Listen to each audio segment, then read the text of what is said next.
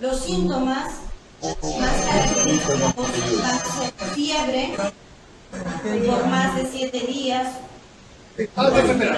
importante, reciente dolor de cabeza que ha ido en aumento, que despierta al niño o que se acompaña de vómitos, dolores de huesos en el último mes que interrumpen sus actividades o que han ido en aumento, pérdida de apetito, pérdida de peso o fatiga en los últimos 3 meses, presencia de petequias, moretones o sangrados anormales, palidez palmar o conjuntival marcada, algunas anormalidades también en los ojos como leucocoria, que es el reflejo blanco de la pupila, aniridia, falta del iris, estrabismo, desviación ocular, presencia de ganglios mayores de 2 centímetros de cualquier localización, duros, no dolorosos, con confusión más allá de 4 semanas, presencia de signos y síntomas neurológicos focales de aparición aguda o progresiva, convulsión sin fiebre ni enfermedad neurológica de base, debilidad unilateral de una de las extremidades o de un lado del cuerpo, asimetría facial, cambios en el estado de conciencia o mental o en el comportamiento del niño, pérdida del equilibrio al caminar o cojear, dificultad para hablar. Otros signos también a tener en consideración son alteraciones en la visión, una visión borrosa, doble o una ceguera súbita. La presencia de masa palpable, abdominal, hepatomegalia, esplenomegalia, o aumento de volumen en alguna región del cuerpo.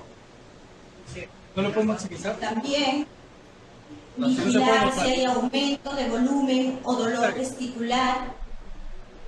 Entre los exámenes básicos complementarios es importante solicitar un hemograma, que es basal en la mayoría de estos tipos de neoplasias, estudios de imágenes, sobre todo radiografía y ecografía, y en casos que se pueda, frotis de una lámina periférica. Es importante tener en cuenta que los valores de laboratorio varían de acuerdo a los grupos etarios, para lo cual se cuenta con muchas tablas, muchas veces son muy fáciles de tener acceso en libros, en internet, ahora que la tecnología está a la mano. Igual los valores del hemograma varían de acuerdo al grupo etario. Por ejemplo, que tenemos que la media de un recién nacido es de 18.000 leucocitos, comparado a un adulto que ya la media es de 7.400. Entre las radiografías, entre los exámenes de imágenes más importantes, se menciona que es la radiografía. Los exámenes radiológicos más comunes que se solicita para descartar cáncer en niños y adolescentes incluyen la radiografía de huesos largos, de tórax y de cráneo. ¿Cuándo pedir una radiografía de huesos largos? Se indica en todo paciente con dolor óseo persistente, cojera o aumento de volumen en las extremidades. ¿Qué es lo que podemos encontrar en ello? Es posible hallar reacciones periósticas en huesos largos. ¿Qué es lo que nos va a hacer sospechar? Sobre todo osteosarcoma o sarcoma de Ewing. Acá tenemos una radiografía de huesos largos. Tenemos una lesión tumoral en fémur distal con una reacción perióstica de tipo triángulo de Codman sugestivo de un osteosarcoma. ¿Cuándo solicitar una radiografía de tórax? Se indica en todo paciente con distrés respiratorio, asma o sibilancias recurrentes en dolor torácico. ¿Qué es posible encontrar? Una masa mediastinal o mediastino ancho. ¿Qué es lo que nos va a hacer sospechar en primer lugar? Linfoma, neuroblastoma o tumor de células germinales, entre otros. Acá, como podemos observar, en esta imagen encontramos un ensanchamiento del mediastino que corresponde a una masa mediastinal en un paciente con linfoma no Hodgkin. ¿Cuándo solicitar una radiografía de cráneo? Se indica en todo paciente con una lesión abultada en la calota craneal, en pacientes que presenten una dermatitis seborreica en cuero cabelludo, otorrea persistente o dermatitis de pañal persistente que son de difícil manejo. ¿Qué es posible hallar? Lesiones líticas redondeadas en saco abocado. ¿Qué es lo que uno va a sospechar en primer lugar? Son histiocytosis de células de Langerhans. A pesar de que esta enfermedad no se considera una neoplasia, esta enfermedad suele pertenecer al grupo de enfermedades huérfanas, pero el manejo es con quimioterápicos. ¿Cuándo solicitar una ecografía? Los exámenes ecográficos más comúnmente solicitados para descartar cáncer en niños y adolescentes incluyen la ecografía cervical, abdominal y testicular. ¿Cuándo indicar una ecografía cervical? Se indica en los pacientes con adenopatías patológicas persistentes, más allá de 4 semanas.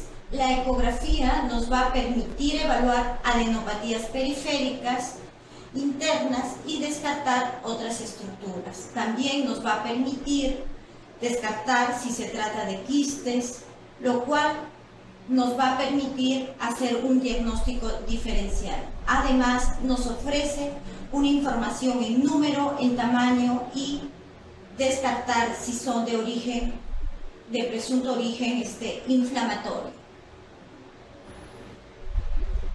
Las posibilidades etiológicas que incluyen desde las infecciones banales localizadas o generalizadas en resolución espontánea o hasta procesos graves como neoplasias de estirpe hematológica o metástasis de tumores sólidos cuyo diagnóstico precoz puede tener implicaciones pronósticas. Cuando solicitar una ecografía abdominal se indica tal presencia de dolor o masa abdominal. ¿Qué podemos encontrar con una ecografía abdominal? Hepatomegalia, esplenomegalia, para determinarse por qué.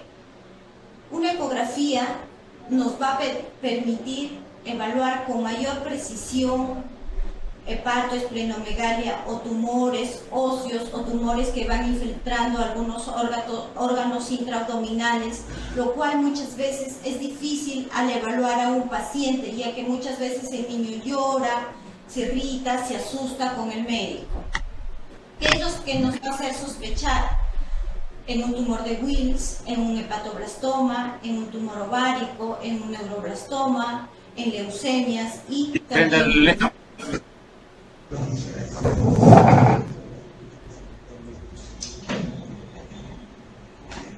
Un frotis de lámina periférica.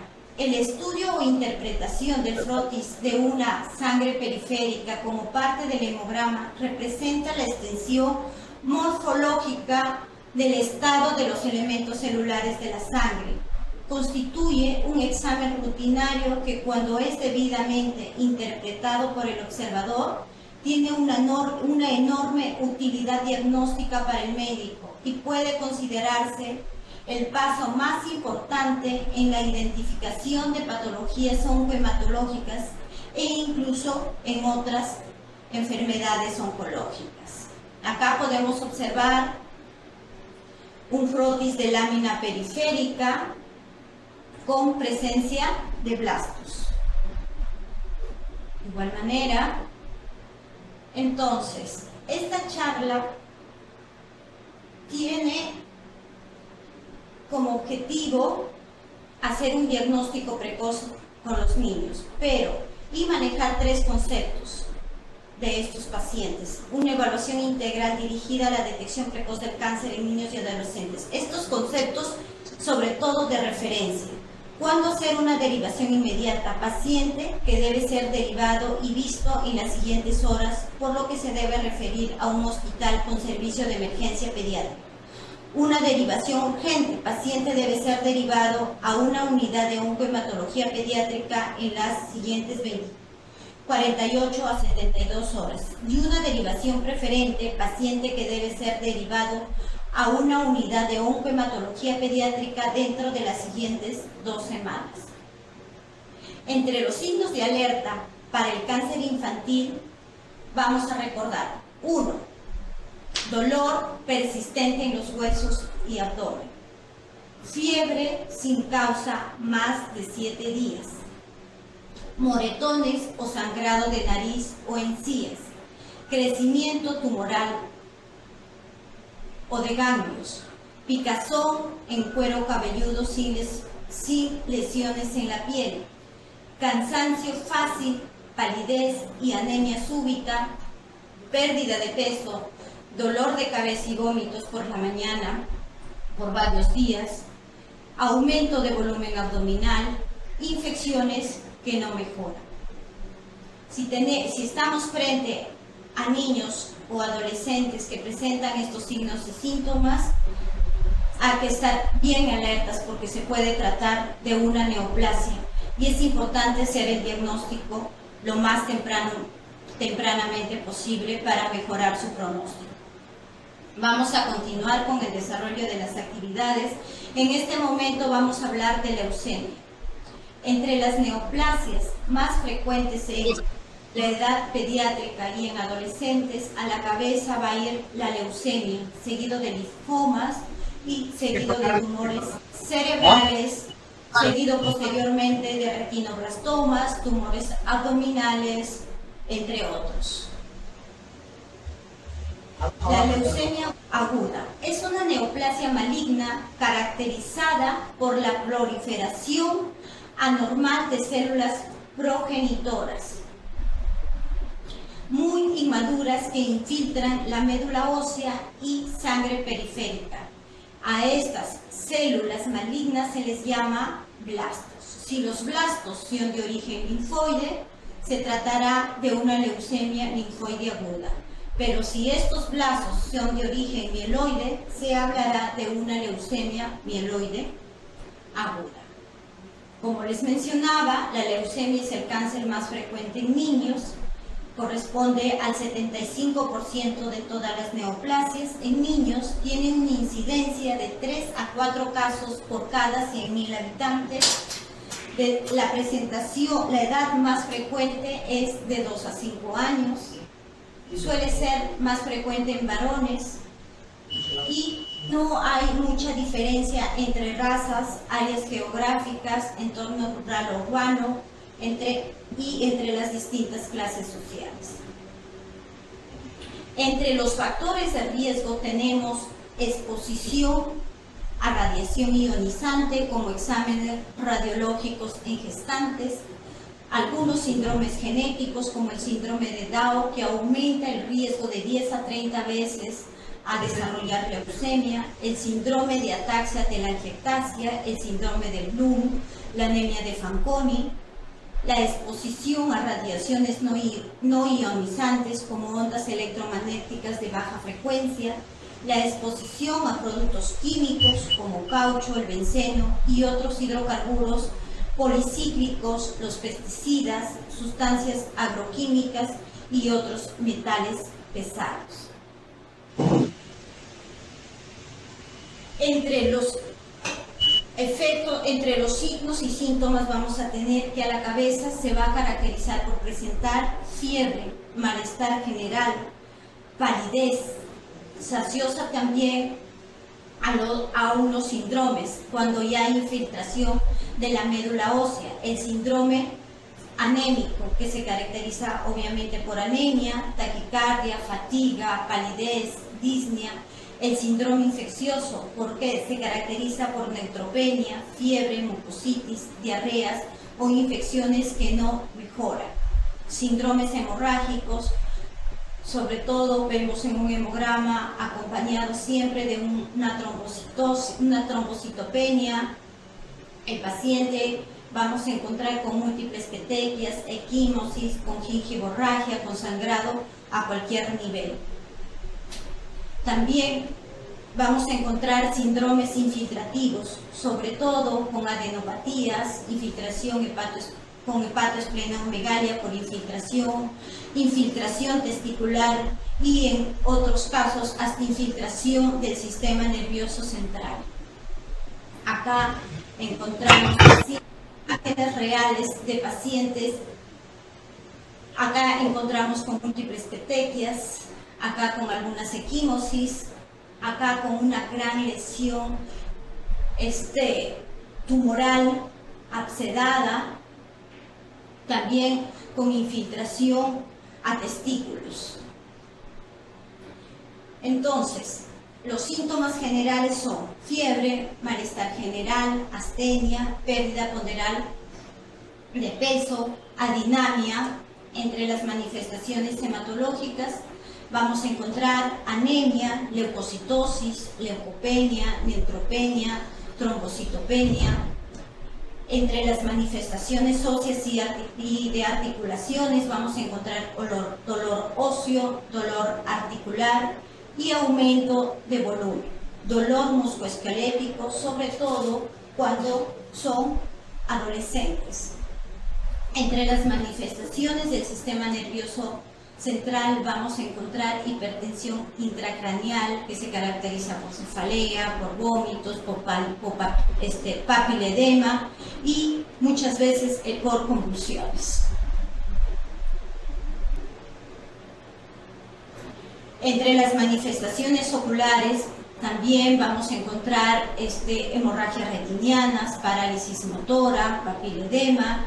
En manifestaciones respiratorias, por la infiltración leucémica se presenta como una masa muchas veces mediastinal anterior en una radiografía de tórax, lo cual puede originar dolor torácico, tos, compresión traqueobronquial o afectación cardiovascular. Cuando hay una gran masa mediastinal, aumenta el riesgo de mortalidad en el paciente que le presenta. Entre las manifestaciones testiculares vamos a evidenciar aumento de volumen. Entonces, el diagnóstico siempre se va a basar en un estudio de sangre periférica y un estudio de médula ósea, que es lo que vamos a encontrar recalcando en un examen, en un hemograma. Anemia en 90% de pacientes, leucocitosis en 50 a 60% de pacientes, también podemos encontrar una leucopenia, trombocitopenia en 90% de los pacientes y blastocistitis.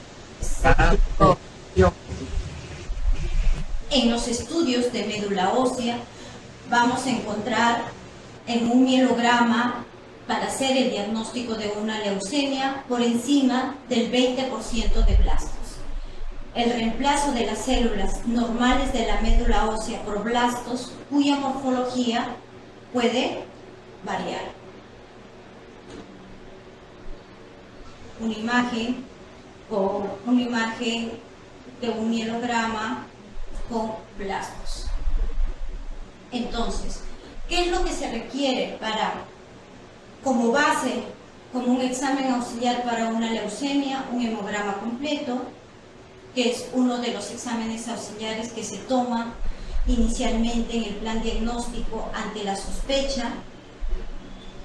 Este examen nos va a permitir identificar algunas citopenias, el número de leucocitos, que en 50% puede haber leucocitosis, pero en otro gran porcentaje se puede presentar como una leucopenia. El perfil de coagulación, sobre todo en las leucemias mieloides, se va a caracterizar por presentar alteraciones en el perfil de la coagulación. Entonces, muchas veces el paciente va a tener el riesgo o va a ingresar ya con signos de sangrado activo.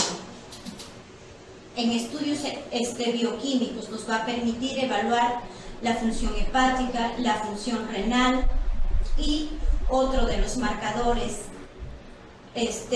tumorales general y sobre todo que ayuda mucho en casos de leucemias y linfomas es el LDH, que es el lactato deshidrogenasa, el cual suele estar muy elevado, sobre todo en pacientes con riesgo o que están presentando lisis tumoral, lo cual es muy riesgoso para el paciente porque puede desarrollar falla renal, falla hepática y aumenta su morbimortalidad en el paciente. La radiografía de tórax nos va a permitir detectar si presenta una masa mediastinal. Las ecografías nos va a permitir evaluar si hay evidencia de hepatoesplenomegalia o ascitis y si hay compromiso testicular. Acá tenemos imágenes con ensanchamiento del mediastino, con una gran masa mediastinal.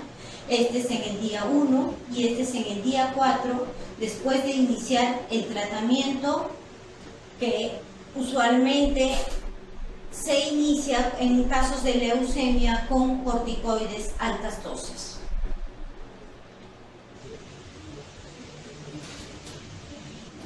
En este momento vamos a desarrollar lo que es los linfomas. Vamos a tener dos tipos de linfomas, el linfoma de Hodgkin y los linfomas no Hodgkin. En el sistema linfohematopoyético. Tiene comportamiento y el tratamiento suelen ser diferentes. Va a depender del tipo de linfoma y del estadio para el tratamiento. Entre los factores de riesgo tenemos infección por el virus de Epstein-Barr, la edad.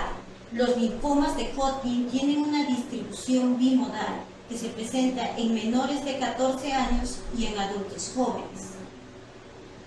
También los antecedentes familiares en hermanos o padres que hayan tenido esta enfermedad, en inmunodeficiencias, tanto adquiridas como VIH o inmunodeficiencias primarias. Acá tenemos imágenes de pacientes con linfoma, con grandes masas tumorales.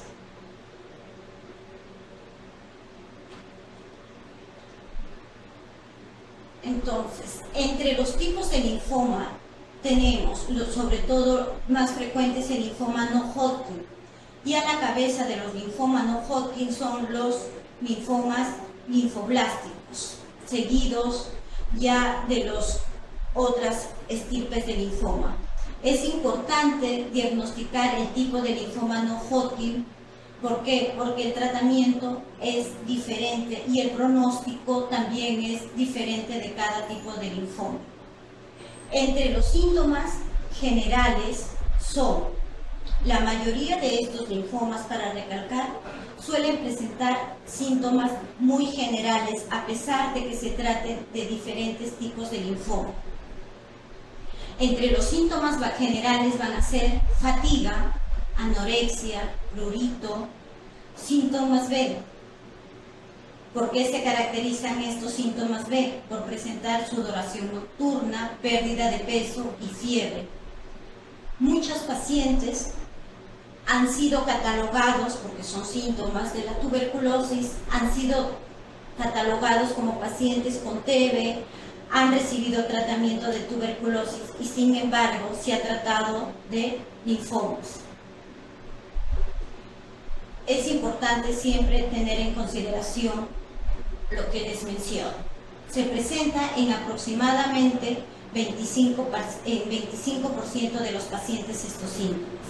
Afectación ganglionar, aproximadamente la afectación se da en un 80% de los pacientes. ¿Qué es lo que van a presentar? Adenopatías indoloras, que con más frecuencia compromete las áreas supraclavicular o cervical. Las adenopatías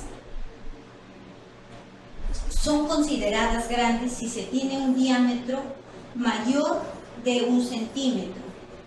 A excepciones a esta regla incluyen también los nódulos epitrocleares, que se consideran grandes cuando son mayores de 5 milímetros, o los nódulos inguinales, que son considerados como patológicos mayores de 15 milímetros, y los nódulos cervicales si son mayores de 20 centímetros. También los linfomas suelen presentarse en un gran porcentaje con una masa mediastinal. Es importante que muchos pacientes a veces han sido tratados de sibilantes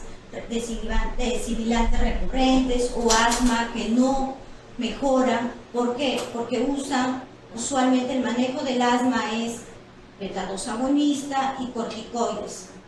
Los linfomas y las leucemias suelen responder mucho a los corticoides. Entonces, muchas veces los colegas, los pediatras, los médicos generales van a ver que mejora el cuadro clínico, pero nuevamente se exacerba. Ha habido casos que hemos tenido pacientes que han sido manejados más o menos 1 año como asma no controlado, y como han recibido pulsos de corticoide, la enfermedad ha tenido una presentación un poco más lenta, pero se han tratado de linfomas y han llegado a la emergencia en el paciente hemodinámicamente estable con gran distrés respiratorio, que muchas veces han pasado a UCI, que se ha iniciado tratamiento y han tenido una buena respuesta. También puede tener los linfomas una afectación extraganglionar entre el 15 a 20% de los pacientes. Los sitios más comunes de compromiso extraganglionar en los linfomas van a ser los pulmones, el hígado, vaso, los huesos y la médula ósea. Esta es una imagen de un paciente que ingresó con una gran masa tumoral con necrosis. Se trataba de un linfoma no Hodgkin anaplásico, el cual respondió espectacularmente al tratamiento, y esto es cuando hizo una resolución de la masa post-tratamiento. El diagnóstico definitivo de un linfoma es a través de la biopsia ganglionar, no por biopsia de aguja fina. Se tiene que hacer la exéresis de todo el ganglio para complementar los estudios con inmunohistoquímica, lo cual nos va a permitir conocer el tipo de linfoma y, dependiendo del tipo de linfoma, ofrecerle el tratamiento. Entre los exámenes auxiliares iniciales de linfomas vamos a hacer, son tanto hematológicos y bioquímicos los que tenemos que solicitarles. ¿Qué es lo que vamos a encontrar generalmente en los hallazgos en un hemograma? Vamos a encontrar leucocitosis, neutrofilia o linfopenia, eosinofilia y monocitosis, anemia, trombopenia, y además vamos a solicitar también un perfil hepático para ver cómo va la función hepática, un perfil renal para ver cómo va un perfil renal.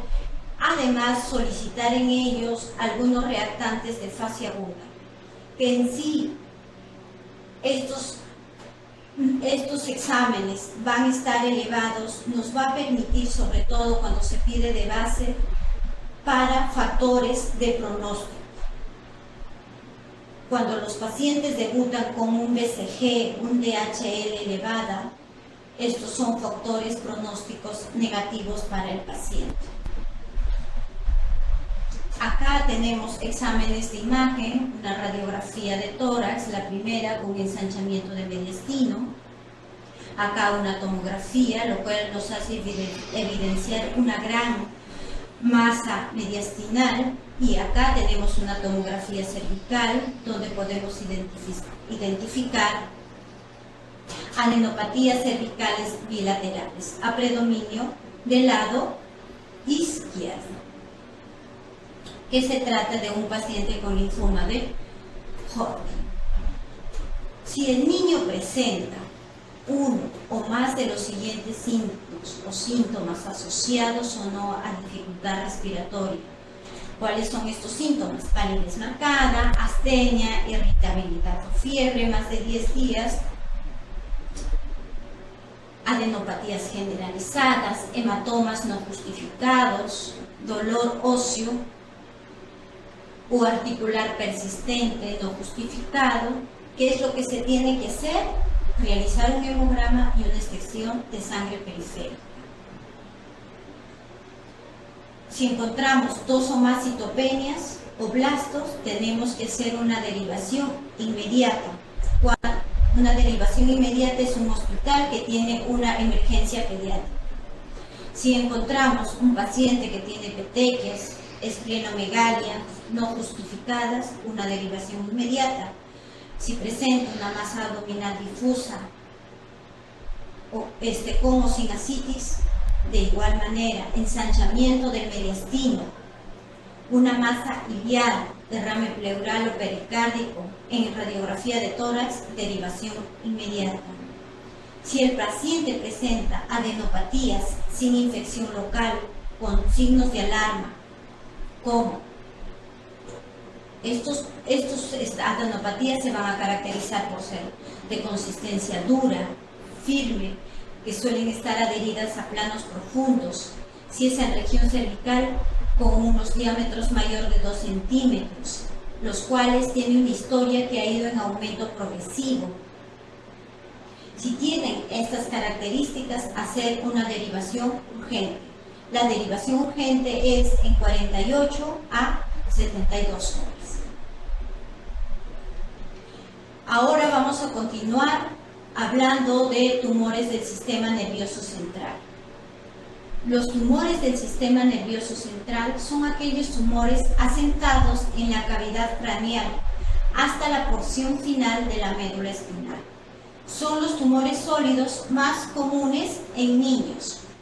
Su naturaleza puede ser de origen tipo benigno o maligno, siendo el comportamiento clínico variable según la localización y la aparición de signos de hipertensión endocraniana. Dentro de los tumores del sistema nervioso central vamos a encontrar a la cabeza son los astrocitomas, seguidos de los meduloblastomas, ependimomas y posteriormente de los tumores del tronco cerebral. ¿Aló? Sí, lo escucho. Entre los factores genéticos que aumentan el riesgo a desarrollar un tumor cerebral son algunas enfermedades raras como la neurofibromatosis tipo 1, la esclerosis tuberosa, entre otras.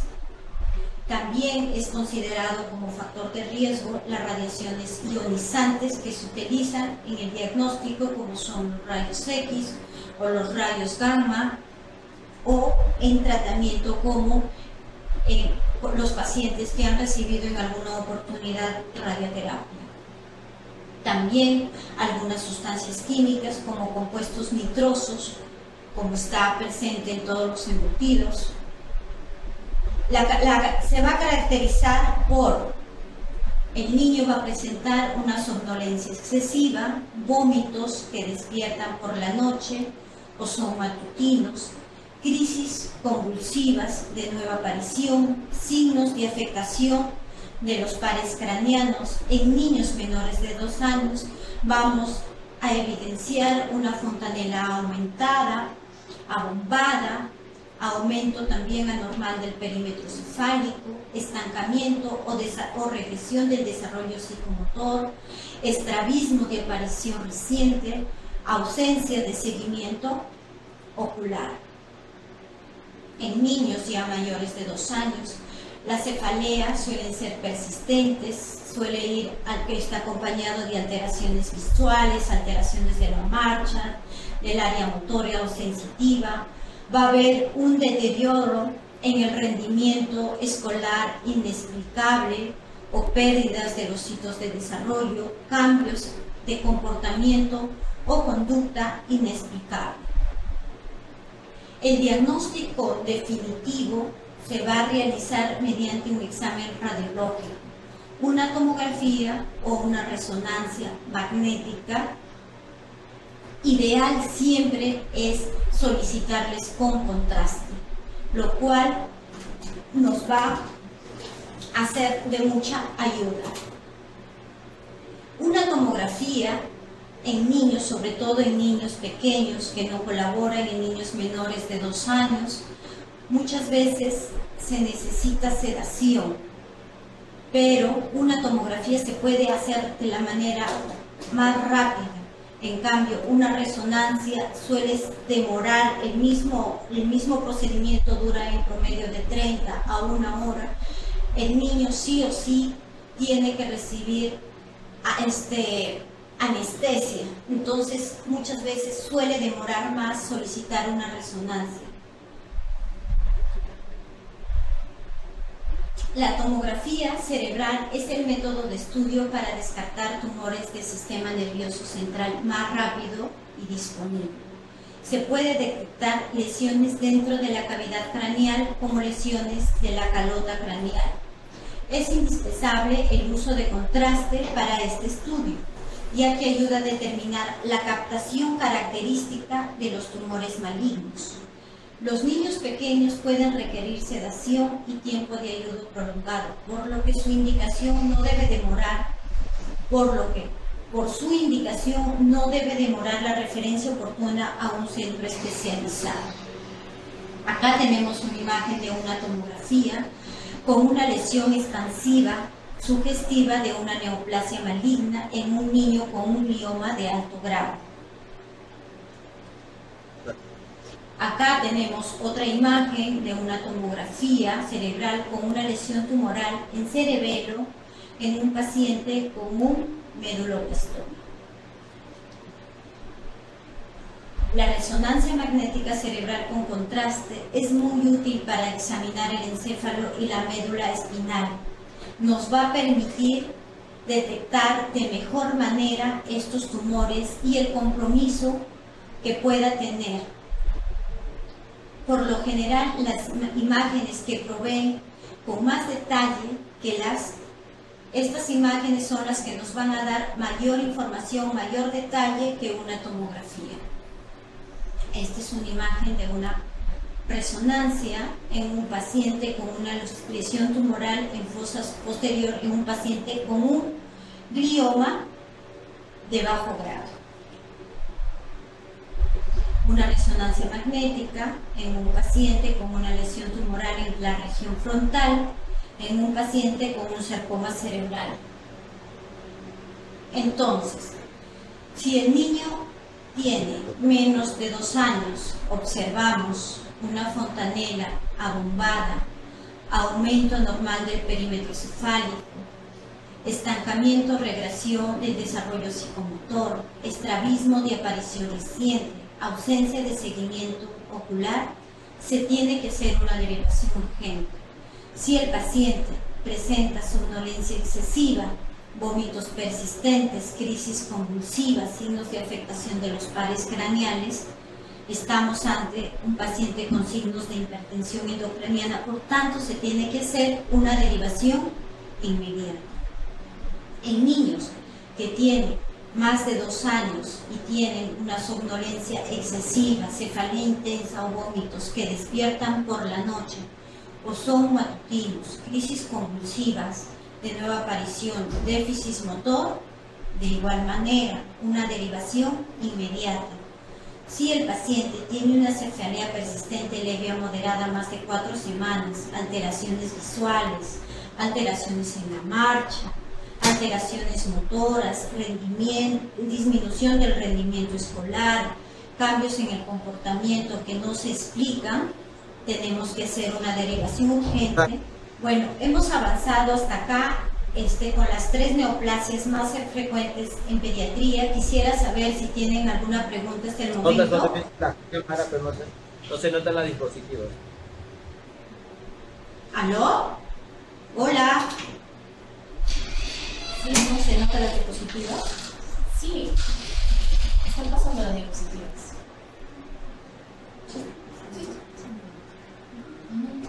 Demora unos minutos, pero sí, están pasando las diapositivas. Okay. Bueno, continuando con el desarrollo de cáncer, en esta oportunidad vamos a hablar de tumores abdominales. Entre los tumores abdominales más frecuentes tenemos el tumor de Wilms o nefroblastoma. Es un tumor maligno de origen embrionario del riñón. Representa alrededor del 5% de los cánceres infantiles y es más frecuente entre el primer y quinto año de vida. Es un tumor rápidamente progresivo, pero tiene una tasa de curación de cerca del 90%. Entre los factores de riesgo tenemos algunos síndromes, como el síndrome asociado a tumor de Wilms.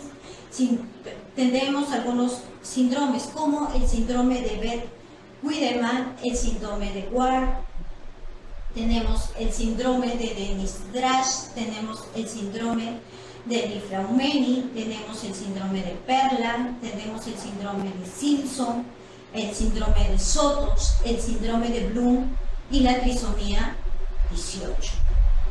Entre otros factores de riesgo también tenemos la hiperplasia aislada. Muchas veces, muchos de estos pacientes con tumor de Wilms, al revisarle, vemos que un hemicuerpo es más desarrollado con respecto al otro lado. Anomalías geniturinarias, aniridias esporádicas, anemias de Fanconi. El tumor de Wilms también tiene un gran componente hereditario, sobre todo si uno de los familiares ha tenido esta neoplasia, el hijo aumenta el riesgo de desarrollar esta neoplasia comparado con la población general. Entre la clínica se va a caracterizar por el niño presentar fiebre, astenia, pérdida de peso, hematuria, tumor abdominal, que muchas veces estos tumores abdominales, cuando están muy avanzados, vamos a encontrar una circulación colateral. Si el paciente con esta gran masa tumoral presenta dificultad respiratoria, muchas veces suele ir acompañado por metástasis pulmonar o simplemente muchas veces por elevación del diafragma. El diagnóstico definitivo, ¿cómo se va a realizar? Primero, el diagnóstico se va a basar en el cuadro clínico, en exámenes de ayuda diagnóstica. El diagnóstico definitivo vamos a tener cuando tengamos la pieza tumoral y se hagan los estudios anatomopatológicos. Entre los exámenes auxiliares iniciales que vamos a requerir son un hemograma, lo cual nos va a permitir evaluar la presencia de anemia secundaria a una hematuria o por sangrado del tumor. Entre los exámenes bioquímicos vamos a encontrar un lactato deshidrogenasa elevada, una hipercalcemia, alteración muchas veces de la función renal, elevación de las transaminasas, y en el examen completo de orina muchas veces vamos a encontrar una hematuria microscópica. Los exámenes de imágenes que nos van a ayudar es una ecografía abdominal y renal y una radiografía de tórax. ¿Qué es lo que nos va a permitir evaluar una ecografía abdominal? Nos va a confirmar el origen intrarrenal del tumor, identificar la masa sólida, cómo son sus bordes, qué ecogenicidad tiene. Usualmente el tumor de Willis tiene una ecogenicidad heterogénea, si hay presencia o no de hemorragia, de necrosis. También nos va a permitir determinar si hay compromiso vascular con trombos. ¿Por qué es útil una radiografía de tórax? Es útil porque nos va a permitir identificar algunas metástasis pulmonares. El neuroblastoma es un tumor derivado de la cresta neural. Es uno de los segundos tumores abdominales más frecuentes. Se desarrolla sobre los canales simpáticos y puede asentarse en el abdomen, a nivel suprarrenal, en el tórax, en el cuello o en la pelvis. Las manifestaciones clínicas son muy variadas y dependen de la localización del tumor. El pronóstico es variable y depende de la edad del paciente, de la localización y la diseminación de la enfermedad. Entre los factores de riesgos asociados tenemos la neurofibromatosis, el síndrome de Wiedemann, la predisposición genética, si algunos pacientes tienen familiares con alta carga genética de neoplasias. La raza también se dice que es levemente superior en raza blanca. Entre los síntomas se va a caracterizar por fiebre, astenia, pérdida de peso, proptosis y equimosis periorbitaria por metástasis retrovulvar, tumor y dolor abdominal, dolor óseo por metástasis óseas, pancitopenias por afectación de la médula ósea, parálisis, muchas veces por compresión medular. El diagnóstico se va a realizar por biopsia quirúrgica o percutánea guiada por ecografía o por tomografía, complementando estos estudios con inmunohistoquímica. También nos va a ayudar un mielograma y la biopsia de hueso, porque estos tumores suelen caracterizarse por tener mucho compromiso de la médula y del sistema nervioso central.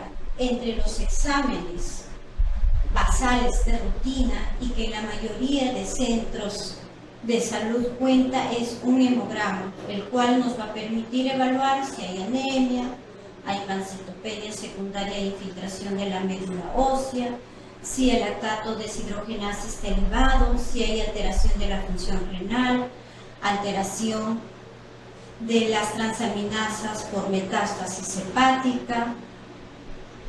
Es importante también solicitar ecografía abdominal y renal, lo cual nos va a permitir identificar las características del tumor, ver si hay calcificaciones, si hay necrosis, si hay metástasis hepáticas. En una radiografía de tórax nos va a permitir si hay presencia de metástasis pulmonares. En una radiografía abdominal nos va a permitir evaluar calcificaciones intratumorales hasta en un 30%. Además, nos va a permitir si hay evidencia de erosión ósea en vértebras por infiltración por la metástasis. Entre otros tumores intraabdominales menos frecuentes tenemos el hepatoblastoma y el hepatocarcinoma. Entre los factores genéticos y cromosómicos para desarrollar estos tumores tenemos el síndrome de Aicardi, el síndrome de Wiedemann, poliposis adenomatosa familiar, el síndrome de Simpson, trisomía 18, el síndrome de Alagille y colestasis intrahepática familiar evolutiva. Entre los factores perinatales es importante indagar sobre todo en pacientes que han tenido bajo peso al nacer, tienen mayor riesgo de desarrollar un hepatoblastoma.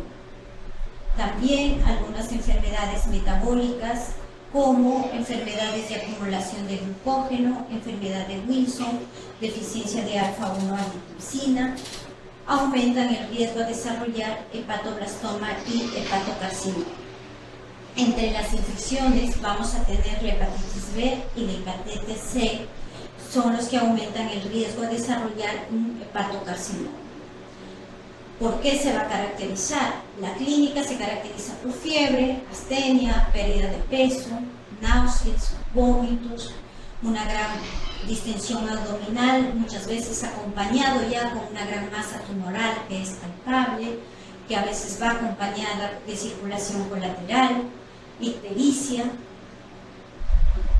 El diagnóstico definitivo se va a realizar a través de una biopsia. Estos procedimientos se suelen hacer en centros de mayor complejidad. En casos de un hepatoblastoma y un hepatocarcinoma, es muy importante para nosotros solicitar un marcador tumoral que es el alfa-fetoproteína en sangre, la cual tiene una gran importancia tanto para el diagnóstico como para el seguimiento y para el pronóstico. Si el paciente tiene buena respuesta a la quimioterapia, este marcador tumoral va a ir en descenso. Entre otros exámenes auxiliares a pedir, y siempre de base, siempre va a ser un hemograma que nos permite evaluar anemias, bioquímicos para ver la función hepática y perfil de coagulación. Muchas veces por el gran compromiso hepático, estos pacientes suelen ir llegar con un perfil de coagulación muy alterado. Entre los exámenes de imágenes está la cabeza, solicitar una ecografía abdominal, el cual nos va a permitir determinar el tamaño, la localización y la extensión del tumor. También una ecografía Doppler, lo cual nos va a permitir determinar la afectación de vasos arteriales y venosos por el tumor, si va o no acompañado de trombosis. Entonces, si estamos frente a un paciente que está con fiebre, hiporexia, pérdida de peso, náuseas, vómitos, ictericia, prurito, una gran masa abdominal con o sin dolor abdominal, hay que realizar los exámenes laboratorios iniciales, como es un hemograma, un perfil hepático, una ecografía abdominal. Si evidenciamos que se trata de una gran masa, hacer una derivación urgente, y si esa masa es grande y el paciente está con signos de ruptura tumoral, hacer una derivación inmediata para que el paciente sea recibido en un servicio de emergencia. En esta oportunidad vamos a hablar de tumores óseos y de partes blandas. Entre los tumores óseos a la cabeza vamos a tener el osteosarcoma y el sarcoma de Ewing. El osteosarcoma es el cáncer de hueso más común y representa aproximadamente el 5% de los tumores infantiles. Es más frecuente en el extremo de los huesos largos, como los huesos de la pierna, pero se puede formar en cualquier hueso del cuerpo. Es más común en adolescentes, sobre todo en la edad en que ellos están en crecimiento.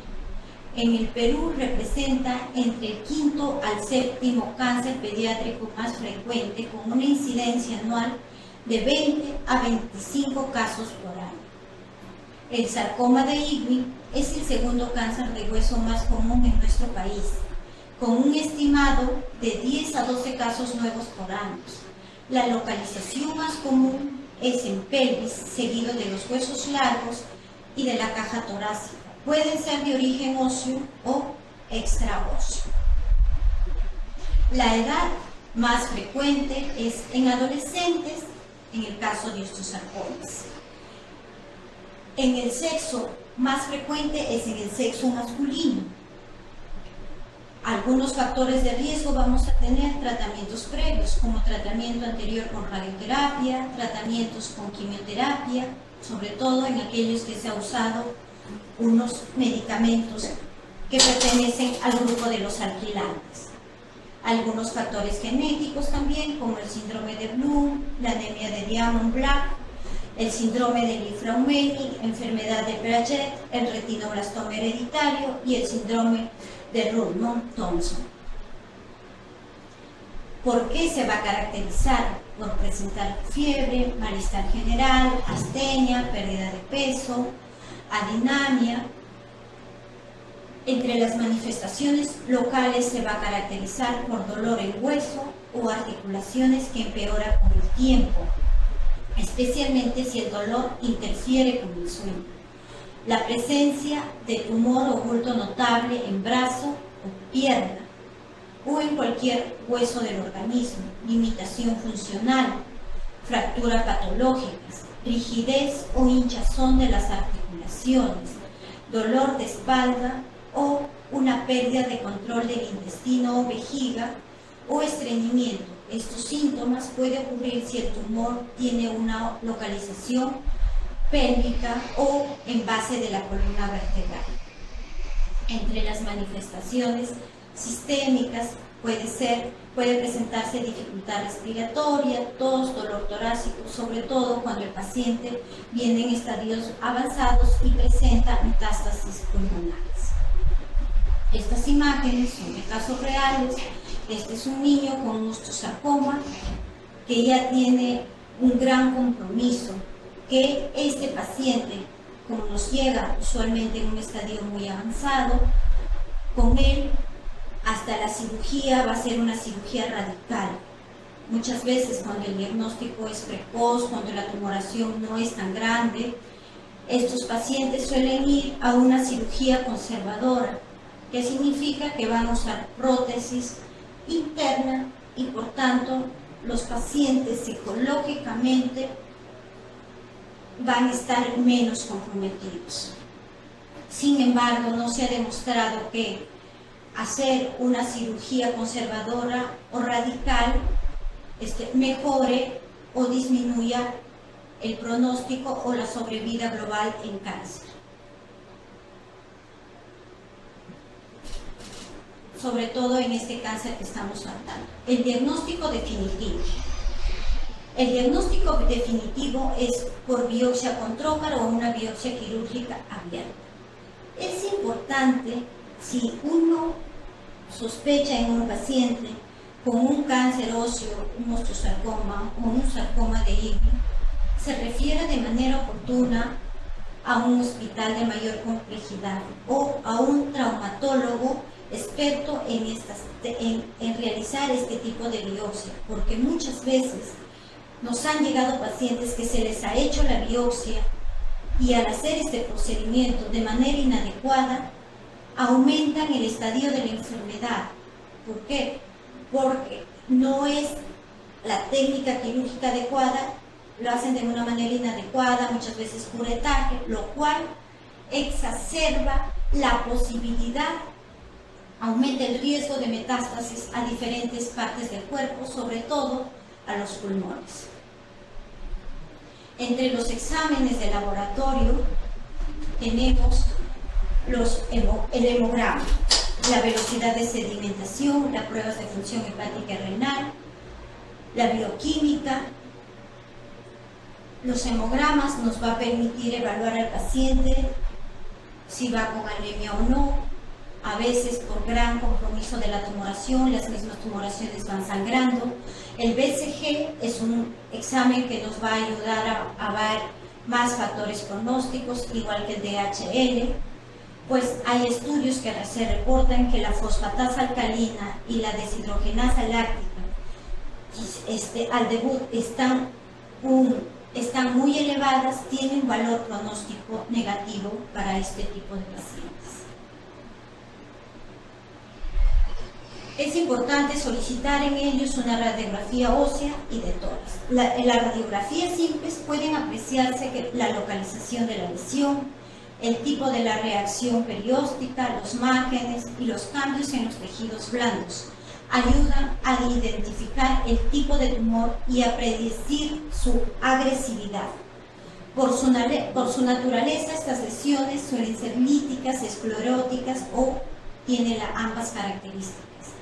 Otros exámenes ya complementarios que necesitamos para completar el estadiaje son tomografía, gamografía, resonancia, que se le va a realizar ya en un centro de mayor complejidad. Acá en el primero tenemos un paciente con un sarcoma de Ewing. Acá tenemos en estas imágenes, en esta tomografía, la segunda es una resonancia, donde podemos identificar una gran tumoración ósea, y en esta resonancia vemos con mayor claridad el compromiso que tiene óseo y también de las partes blandas. Entonces, si estamos ante un paciente con sospecha de tumor óseo, ¿qué es lo que vamos a tener en cuenta? Si esta tumoración en miembros es adherida a planos profundos, es dura, tiene un crecimiento rápido y progresivo, se asocia de dolor que no mejora con analgésicos comunes como un paracetamol y un ibuprofeno. ¿Qué es lo que se tiene que hacer? Una derivación inmediata. Si el dolor óseo es localizado, si el dolor óseo es persistente, asimétrico, de intensidad creciente, que despierta por la noche, tiene una fractura patológica, después de pedir una radiografía, y si por persistencia de estos síntomas también se tiene que hacer una derivación inmediata o urgente.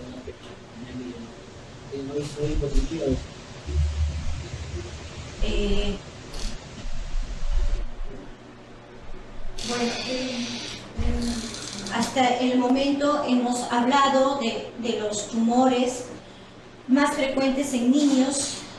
Nos faltó rhabdomyosarcoma, que son otros tumores de partes blandas, que suelen ser muchos menos frecuentes, y del retinoblastoma. Quería mencionar sobre todo en el retinoblastoma, que tiene un gran componente genético, igual que el tumor de Wills. Por ende, todos los pacientes que tengan una sospecha clínica de un retinoblastoma o un tumor de Wills, hacer la derivación oportuna. Además, a los padres dar una consejería genética, explicándoles el riesgo que van a tener sus hijos de desarrollar estas neoplasias.